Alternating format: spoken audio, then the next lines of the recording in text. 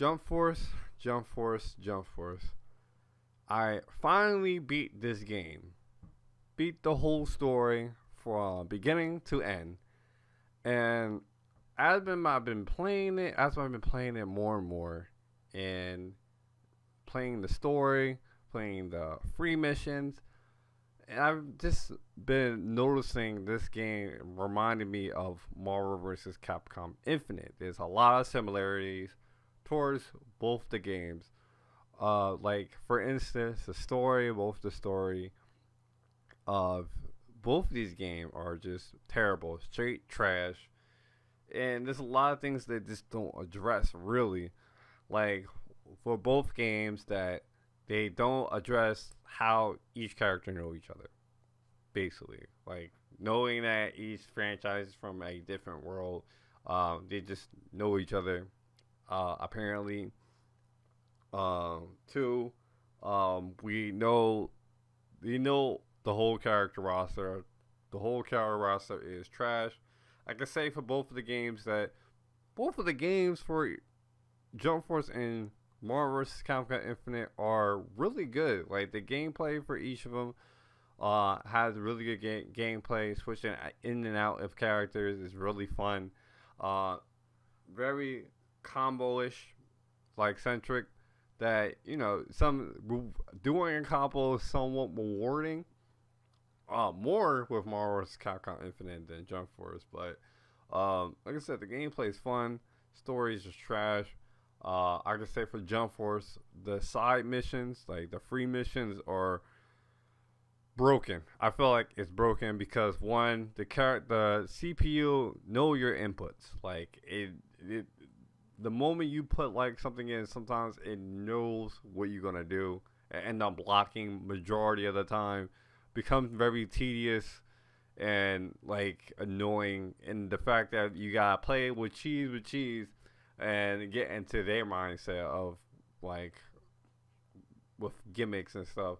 It sucks. It can't sometimes you can't do the things that you want to do unless you're playing online against another human. And yeah, I mean, other than that, um, the game for Jump Force is not that bad. Like I said, there are very similarities between Jump Force and Marvel vs. Capcom Infinite. Like I said, another one is the graphics. The graphics looks a bit iffy. I'm not gonna lie. I personally like it because it reminds me of a live action movie.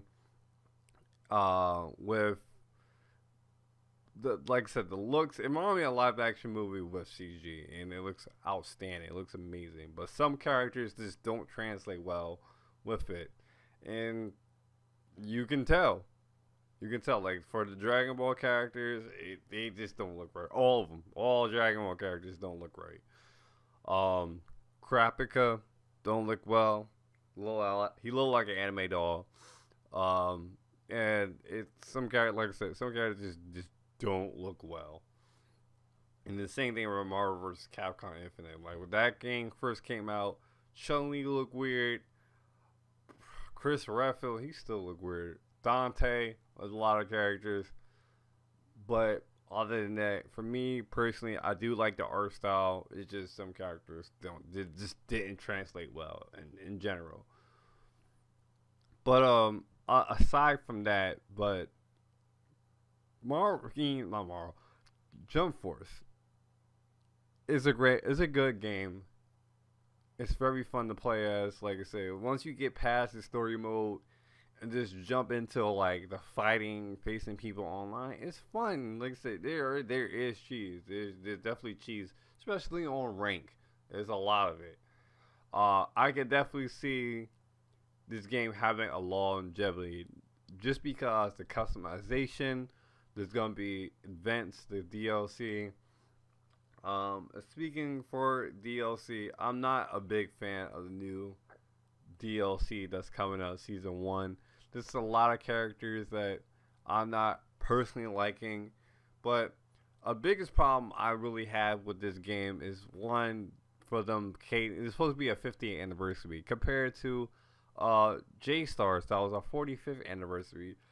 I feel like J Stars was more of a love letter towards the fans than Jump Force, because J Stars it had if I feel like people took for granted what J Stars really was. Besides the broken gameplay that what J Stars had, it had a lot of stuff that it had that was, like I said, it was a love letter towards fans and a celebration towards Shonen Jump. Because J Stars it had practically a lot of characters that was from other series, beloved characters. They had cards that had like other characters in there too. It was very, like I said, it had a lot of love in there, and they had a lot more dialogue with battles as well than Jump Force. And the fact that each character acknowledged each other, oh man, I feel like J Stars had a lot more care. And personally, I feel like I will play J Stars. I would rather play J Stars more than Jump Force because how much stuff they did in J Stars than Jump Force. And I wish they did put it on PC, but that's just my opinion. But other than that, when it comes to Jump Force, like I said, it's a great game, but there's a lot of flaws with it. And one of my biggest problems is that, like I said, that they have, and that I feel like is a lot of BS, that they just don't put other franchises in there.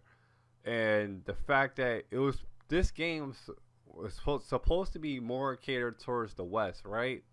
And the developer said that if this game was more created to more catered towards the West, how come Die is in the game? And don't get me wrong, I love Die, great character. I love his gameplay. I feel like he's a great character, but I feel like with this game, it's like missing like characters that people are like unfamiliar with. Because if you play, like, for instance, if you play for Marvel vs. Capcom, most likely like any Marvel vs. Capcom, and there's a character that you don't know, and you play as them, and you play as them, you found out, oh, this character is good, is dope. I want to learn more about this character.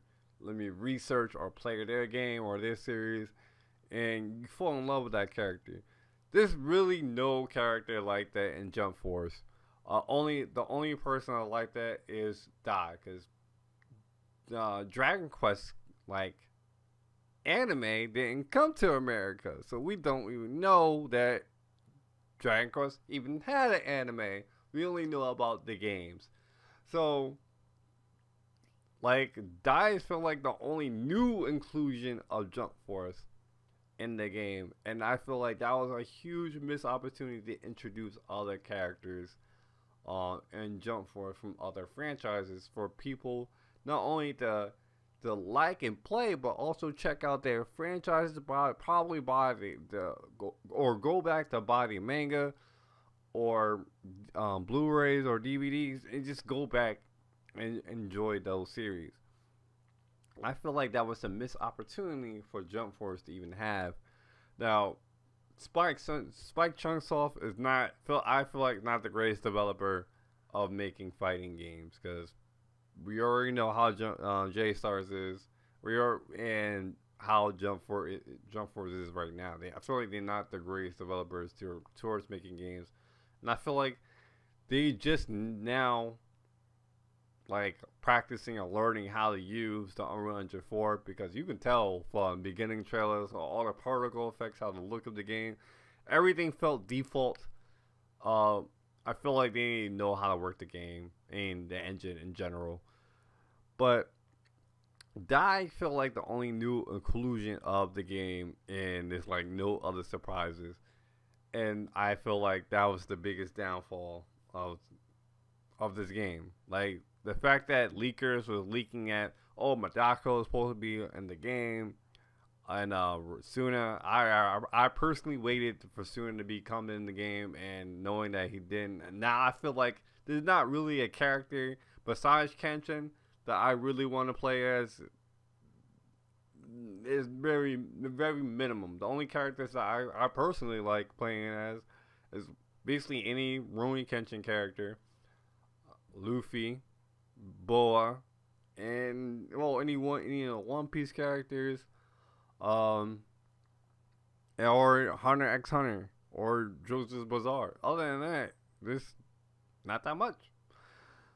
But other than that, it's just a lack of characters besides catering towards the West of characters that are shows that we had. I feel like it's not that much of a celebration of Shonen Jump.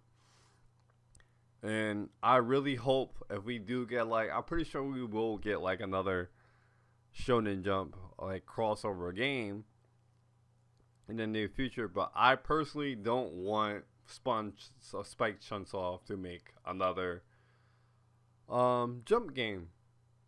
I feel like that it should go to the developers who's making um, One Piece World Seeker. They the ones who made Shonen Jump Ultimate Stars, and I feel like that was a better game. And if they make another one, like another I feel like if they make another Shonen Jump game, it would have so much love and care with the game in general. And I feel like they the one that should be making these crossover games. So that's just my personal tidbit. But other than that, when it comes to like the DLC, oh man, there's only a few characters that I personally feel like there are really great inclusions. One, I want the only inclusions that I would truly like that is gonna be in DLC one are Law, Grimjow, Kaiba, and Madara. Uh Biscuit, I'm really in between with because I feel like she didn't do too much in Hunter x Hunter. Like I'm all down for female characters. Oh, I ain't talking about female characters. Jump Force is missing a lot of female characters or female representation in general because there's not a lot. It's only like 3 characters, 3 females, and the most majority are just males. Not that much you can really choose or customize unless you make your old CAC of a female. But there's not that many female characters, and I feel like that's a huge missed opportunity there too. Like there needs to be like one season of full female characters, just straight up, because there's not that many. But when the Biscuit, I'm very in between because I feel like she barely did anything in Hunter x Hunter. She only had like 1 or 2 fights personally that I feel like. But I'm glad she's in the game. But she's going to be in the game. But Kid Buu, not a fan. I'm tired of this character because he's in almost in every Dragon Ball game and broken as hell.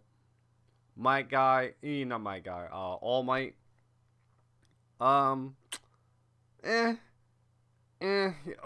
I'm okay, but I mean, we got one, what was it? We got one Justice. So, I mean, cool, but not really. Same thing with Bakugo. I wanted Momo, the Gravity Girl from My Hero Academia. I can't think of her name. Ochako, I think. Anyway, I'm gonna mispronounce it, but anyway, I wanted her personally. I'm hoping to get her like another season. Oh my God, he's the guy. Did not want. Wish, because back then when Bleach first started, everybody loved his guy. Cool character, like kid genius, cool, had ice powers. We don't need like 2 ice users in the game, but I understand why he picked him because he was very popular in the West during that time. But who wanted Hisoka over Kenpachi? Everybody wants more Kenpachi more because he's much more cool character. Like, come on, why? I don't understand it. But like I said, like when it comes to like characters, and same thing with Marvel's Capcom Infinite, characters a huge opportunity, and it was supposed to be the seller of the game. Now I do hope we get like a season 2 and 3. I hope to give it that Dragon Ball Xenoverse 2 treatment, and we just get more characters and updates and seasons.